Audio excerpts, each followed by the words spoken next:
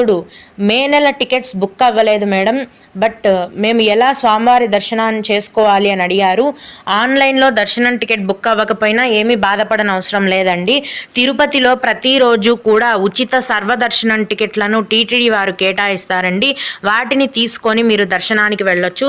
సర్వదర్శనం టికెట్ల యొక్క పూర్తి వివరాల గురించి నేను ఒక వీడియో చేశాను, మన ఛానల్లో ఉంటుంది, చూడండి.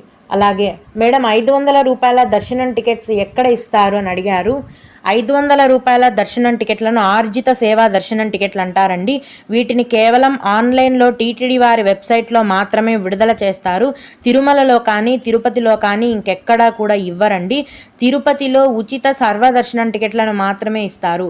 మిగతా అన్ని రకాలైన దర్శనం టికెట్లను కూడా టీటీడీ వారి అఫీషియల్ వెబ్సైట్లో ప్రతి నెల చివరి వారంలో ఆన్లైన్లో విడుదల చేయడం జరుగుతుంది. అలాగే ఇంకొకరు, భూదేవి కాంప్లెక్స్లో తీసుకున్న దర్శనం టికెట్స్ను